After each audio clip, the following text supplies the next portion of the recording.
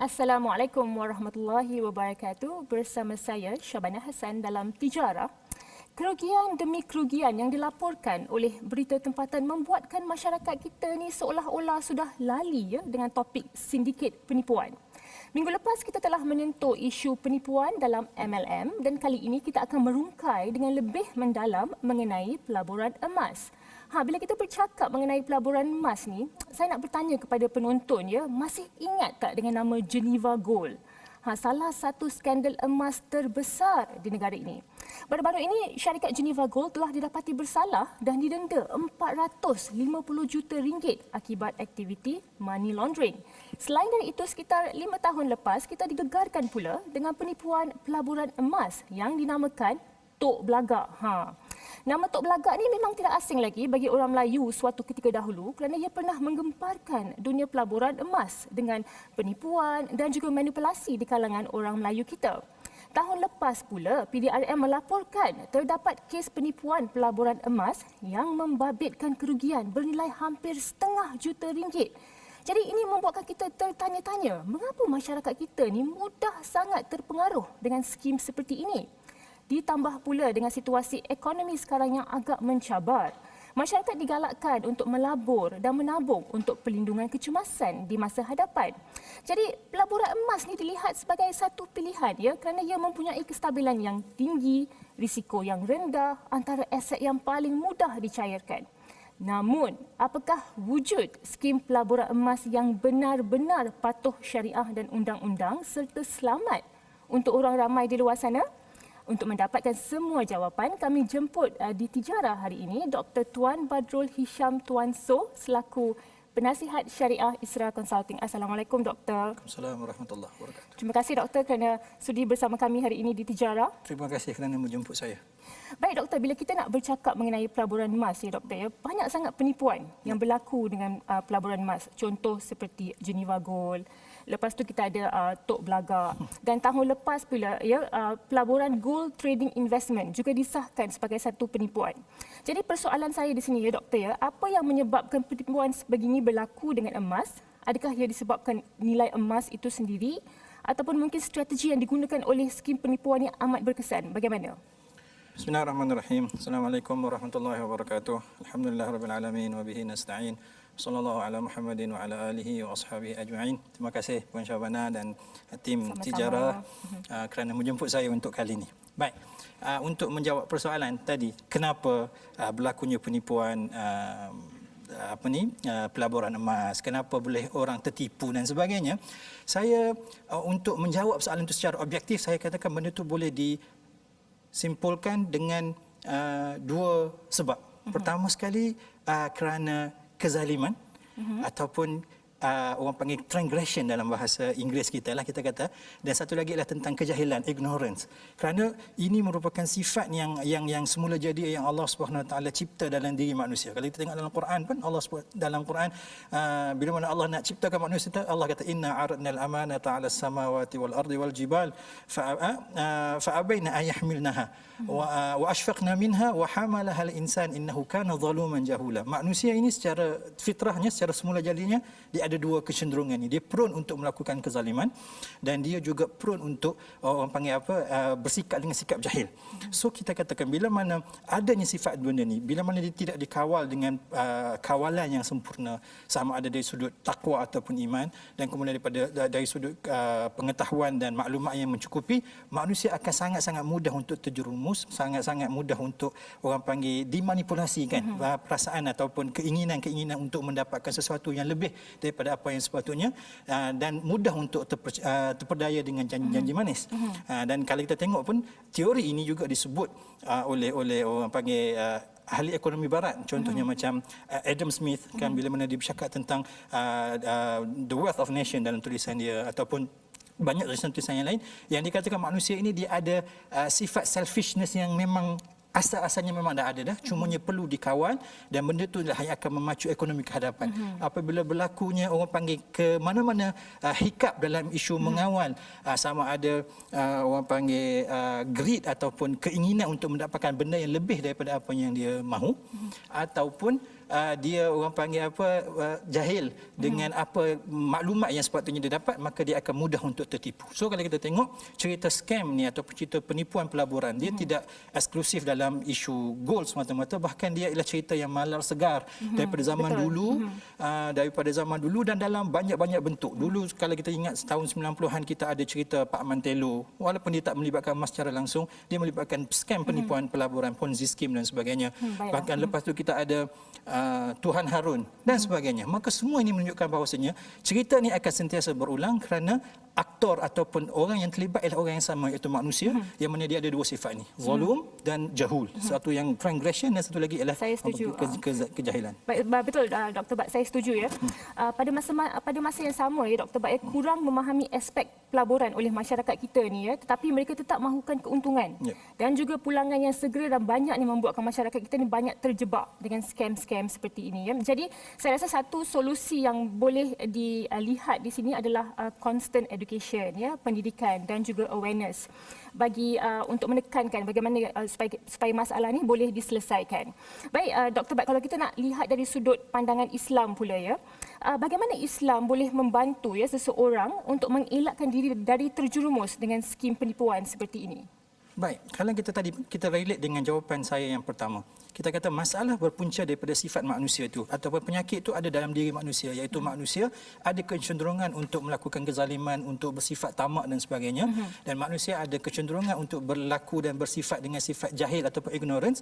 Maka untuk selesaikan masalah ini, Islam datang dengan merawat kedua-dua problem ini. Islam dalam isu tamak sebagai contohnya, Islam meletakkan garis panduan, ada benda yang halal, ada benda yang haram, ada benda yang boleh diambil, ada benda yang tak boleh diambil. Semuanya perlu mengikut peraturan ataupun undang-undang yang kita sebut sebagai hukum syarak.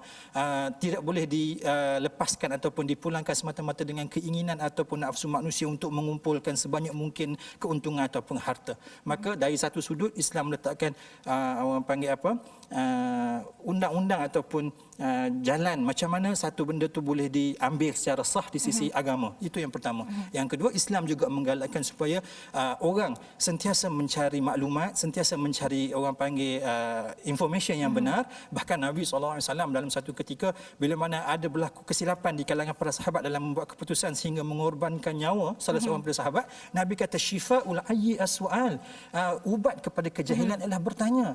Dan dalam Quran sendiri Allah kata fas'alu ahla dzikri in kuntum la ta'lamun. Kamu kena bertanya orang yang tahu sekiranya kamu tak tahu. Maka kalau kita tengok dalam isu benda khususnya pelaburan emas, Islam meletakkan panduan yang jelas. Okey, boleh saya katakan di sini ya, Dr. Bat, dia mematuhi peraturan syariah itu akan mematuhi peraturan syariah dalam emas ya, akan membawa kepada pelaburan emas yang selamat ya bagi masyarakat Islam. Okey, terima kasih Dr. Bat. Baiklah, kita akan berehat seketika dan bila kita kembali kita akan bertanyakan pula adakah syarikat emas yang boleh dipercayai dan patuh syariah di luar sana. Jadi jangan ke mana-mana.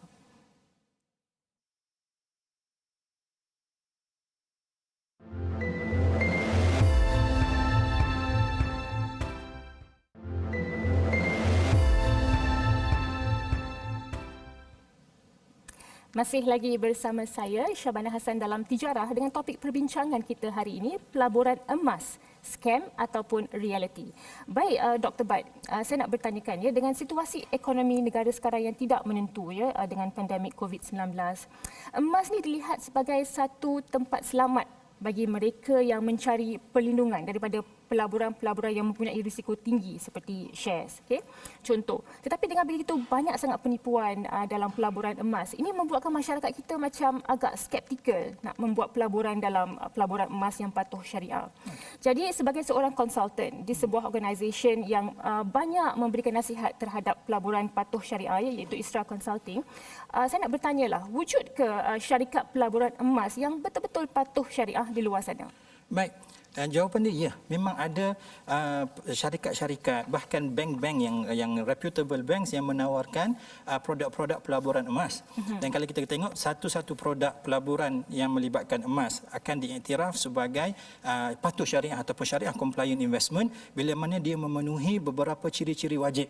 Dan bila kita bercakap tentang soal emas, kita kata ada satu hadis, satu undang-undang, satu kod yang perlu sepatutnya dihafal oleh semua orang, yang mana yang diriwayatkan diriwayatkan oleh Ubadah bin Samit, Nabi sallallahu alaihi wasallam sebut adz-dzahabu bil-dzahabi wal-fiddatu bil-fiddati wal-burru bil-burri wasy-sya'iru bisy-sya'iri wat-tamru bit-tamri wal-milhu bil-milhi sawa'an bisawa'in yadan biyadin.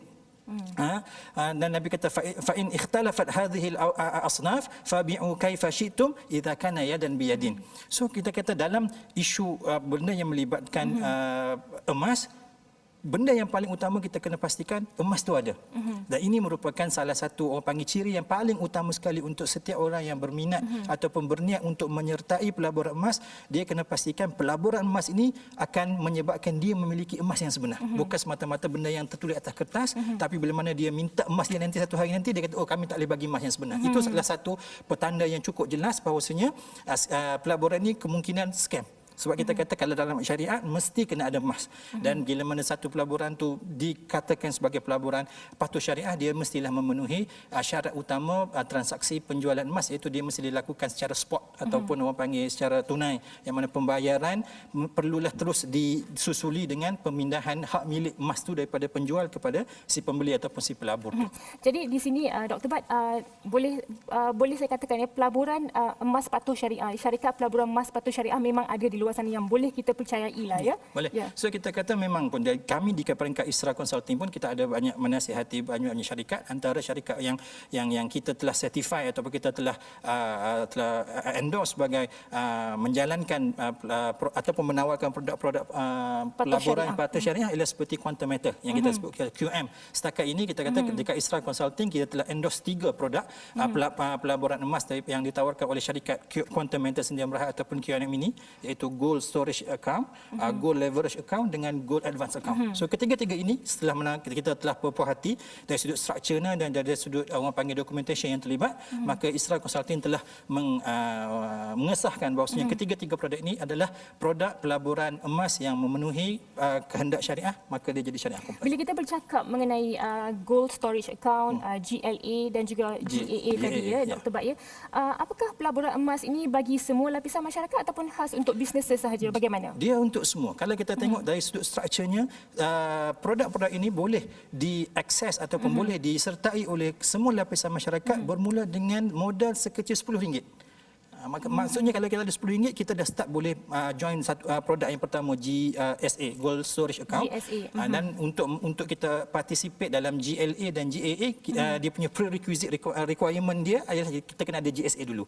Maka untuk start masuk dalam GLA dan GAA, kita kena masuk GSA, dan GSA ni macam saya sebut tadi boleh disertai dengan modal serendah RM10 pun. Maka dia boleh disertai oleh orang perseorangan walaupun tak modal tak banyak, dan dia juga QM sendiri pun telah bekerjasama dengan banyak reputable bank seperti Bank Muamalat dan sebagainya, yang menyebabkan dia sesuai untuk orang panggil disertai oleh semua lapisan masyarakat. Jadi bila seseorang itu ingin memiliki emas daripada Quantum Metal ini, dia memiliki emas daripada GSA, iaitu dengan harga RM10 sahaja. Serendah RM10. Serendah RM10 sahaja. Baiklah. Okey, seperti yang Doktor maklumkan ya, nampak macam Quantum Metal ni mempunyai banyak potensi ya untuk terus mengembangkan sayapnya dalam pelaburan emas yang patuh syariah ya. Jadi setakat ini bagaimana sokongan yang diberikan ya Dr. Bat oleh masyarakat ataupun industri kewangan ya terhadap Quantum Metal? Setakat ini, kalau setakat penglibatan kita dalam menasihati produk-produk yang ditawarkan oleh QM satu syarikat yang saya boleh katakan secara peribadi, kerana saya ada hubungan yang orang panggil secara konstan dengan QM dalam menasihati produk-produk mereka. Kita kata QM sangat aspire untuk menjalankan pelaburan-pelaburan yang patuh syariah yang pertama. Kemudian QM juga mendapat kerjasama daripada bank-bank Islam yang terkenal seperti Bank Muamalat dan Bank Affin yang pastinya akan membuktikan atau memberi indication bahawasanya perniagaan ini dilakukan ialah orang panggil genuine dan mematuhi syariah. Dan kita kata QM juga orang panggil dia mempunyai simpanan emas yang kita memang kita tahu. Kita sebagai penasihat syariah kita telah menjalankan audit dan sebagainya, dan emas-emas yang disimpan maksudnya dia melibatkan fizikal emas fizikal yang sebenar boleh diakses bila-bila masa sahaja. Dan maka kalau seorang pelabur tu dia beli emas daripada QM, disimpan dalam GSA, dia participate dalam GLA dan GAA, kalau dia nak dapat emas anytime dia boleh redeem. Baiklah, fizikal emas tu adalah penting untuk memastikan sesuatu syarikat itu adalah patuh syariah ataupun tidak dalam pelaburan emas ya Dr. Bat. Ya, okey, baiklah Dr. Bat, terima kasih. Kita akan berehat seketika sahaja dan bila kita kembali kita akan bertanyakan pula apakah itu kunci harga dalam urus jaga emas. Jadi jangan ke mana-mana. Sekejap sahaja.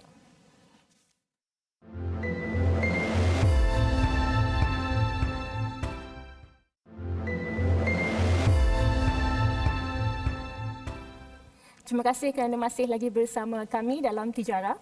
Baik Dr. Bat, sebelum saya bertanyakan mengenai isu pelaburan emas iaitu kunci harga, ya, saya nak bertanyakan pula kembali mengenai quantum metal ni.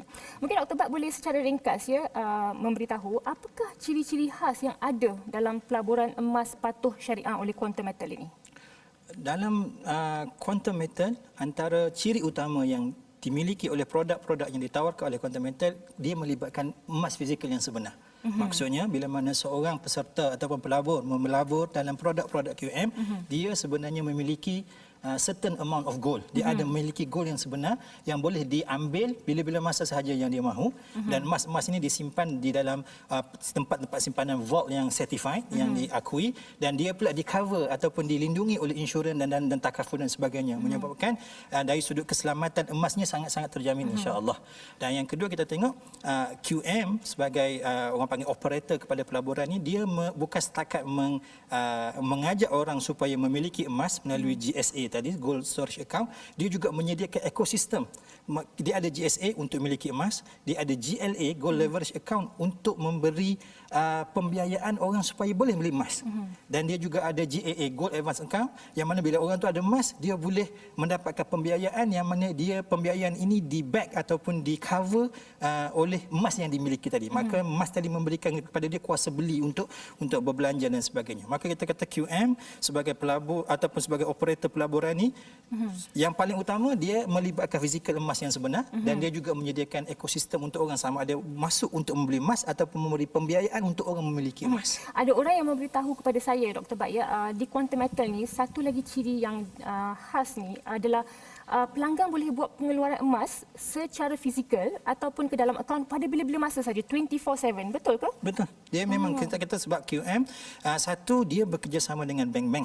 Maka pelanggan-pelanggan yang membeli yang berurusan dengan bank yang bekerjasama dengan QM boleh mengeluarkan emas tadi dekat mana-mana cawangan bank yang terlibat. Dan dalam masa sama QM sendiri, yang setakat yang saya info yang saya ada, dia ada 5 cawangan yang mana customer di seluruh Malaysia sekiranya dia nak buat keluar pengeluaran emas fizikal ni, dia boleh pergi ke mana-mana cawangan yang 5 ni, dia boleh ambil emas dia 24/7. Baik, okay. Terima kasih Dr. Bat. Okey, secara ringkas ya Dr. Bat, saya nak bertanyakan mengenai isu kunci harga untuk beli emas ni ya. Seperti yang kita maklum, emas ini mempunyai hukum syariah yang agak ketat, sama seperti mata wang, di mana sebarang penangguhan baik dari segi harga, bayaran ataupun juga serahan tidak boleh berlaku. Jadi bagaimana pula dengan kaedah kunci harga untuk beli emas ni? Contoh, ada orang dia akan kunci harga emas pada hari ini dan bayar harga tersebut selepas beberapa hari. So kalau kita lihat di situ ada penangguhan, bagaimana? Macam Puan Syahbana sebut tadi, betul. Kita kata bila kita bercakap tentang emas, antara syarat dia tadi, kita kata urus niaga perlu dilakukan secara spot. Seperti mana Nabi kata, fa idza ikhtalafat hadhihi asnaf fabi'u kaifa syi'tum idza kana yadan biyadin. Kena yadan biyadin, kena orang panggil apa? Spot. Tapi dalam isu kunci emas tadi, dia panggil kunci emas. Saya pun kunci emas. Kunci emas. Kunci harga untuk beli emas. Kunci harga untuk beli emas. Ya. Kita kata kunci harga beli emas, maksudnya dia janji hari ini untuk beli emas dengan harga sekian-sekian dan benda itu akan dilangsanakan esok. Dan benda ni kita kata dari sudut syariahnya kita takifkan dia, kita memberikan karakter fiqahnya sebagai wa'ad ataupun janji. Maka sebenarnya secara umumnya kaedah ini dibenarkan oleh syariat. Yang ini jugalah yang telah diputuskan oleh Majlis Muzakarah Fatwa Kebangsaan kali ke-96 pada 2011 yang mengatakan bahawasanya kaedah mengunci harga emas iaitu atas dasar janji wa'ad. Dia janji nak beli berapa harga pada hari ini, tapi transaksi itu tak berlaku lagi. Bila mana sampai pada hari settlement date, dia akan melakukan akad pada hari itu. Maka pada hari settlement date itu saja. Mungkin dia janji 1 hari bulan, settlement date pada 2 ataupun 3 hari bulan, maka pada 3 hari bulan itulah akan berlaku akad yang sebenar. Dengan kat situlah yang akan memerlukan orang panggil berlakunya transaksi yang berlaku secara spot tadi itu, kena berubah pemilikan harga pemilikan emas kepada pembeli, dan pembeli kena menyerahkan secara penuh harga emas itu tadi. Bagaimana jika pelanggan pada masa itu membatalkan, mereka tidak mahu beli, bagaimana? Maka kita katakan sebagai wa'ad tidak akan dianggap sebagai sebuah kontrak, maka dia tidak ada konsekuens ataupun kesan pengingkaran kontrak yang sama, kerana dia bukan kontrak in the first place. Cumanya kemungkinan dia akan melibatkan kerugian di pihak di mana-mana pihak, yang mana kerugian ini akan dibenarkan untuk dikompensate atas basis one to one lah. Maksudnya dia tak boleh ambil keuntungan apa-apa langsung. Baik, terima kasih. Kita telah pun hampir ke penghujung rancangan ya, Dr. Bat. Secara ringkas ya, Dr. Bat, bagaimana kita boleh meyakinkan masyarakat ya terhadap pelaburan emas ini? Kerana mungkin dengan banyak penipuan yang telah berlaku, ya, masyarakat agak skeptikal nak melaburkan duit mereka, ya, duit susah mereka ya, ke dalam pelaburan emas. Jadi, bagaimana kita boleh meyakinkan masyarakat, Doktor? Pertamanya saya nak katakan bahawasanya sikap skeptikal ataupun ragu-ragu ni satu benda yang baik. Dia akan dapat mengawal dan dapat menyelesaikan masalah sejak daripada awal lagi, sebelum masalah itu timbul lagi.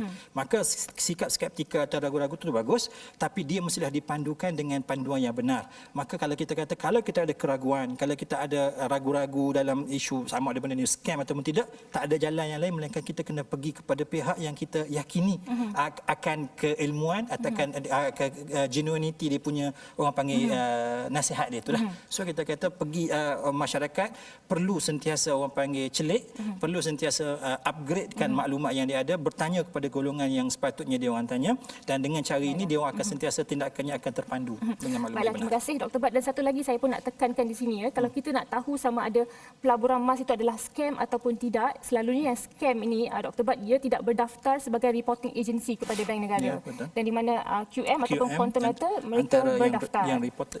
Baiklah, okey, terima kasih Dr. Bat. Kita sudah pun berada di penghujung rancangan, rasa macam singkat je masa kan. Terima kasih buat panel jemputan kita Dr. Bat dari Isra Consulting atas maklumat dan juga perkongsian yang begitu mantap ya sebentar tadi. Ini secara tidak langsung mendidik kita untuk lebih memahami garis panduan pelaburan emas dalam Islam sebelum kita melakukan sebarang pelaburan. Masyarakat juga perlulah lebih cakna ya dengan melakukan kajian secara serius sebelum memindahkan wang mereka untuk tujuan pelaburan emas. Oleh itu, pihak yang berautoriti dilihat penting ya untuk mengeluarkan garis panduan spesifik terhadap syarikat pelaburan emas agar mudah bagi orang ramai untuk melakukan semakan. Buat saudara Muslim kita pula, khususnya bukan sahaja maklumat syarikat yang perlu diambil berat, bahkan sejauh mana pelaburan emas itu benar-benar patuh syariah.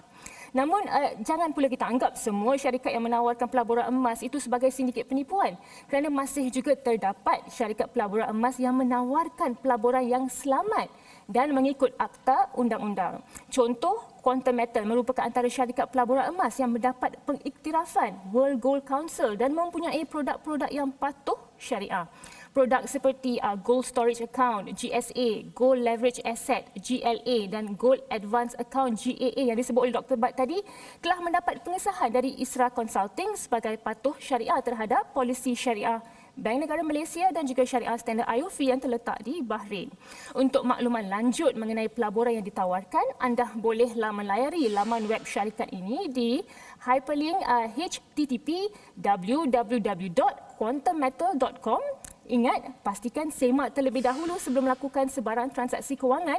Dengan itu, saya akhiri pertemuan kita malam ini. InsyaAllah kita bertemu lagi di minggu hadapan dalam Tijarah, rancangan kewangan Islam anda. Assalamualaikum, selamat malam.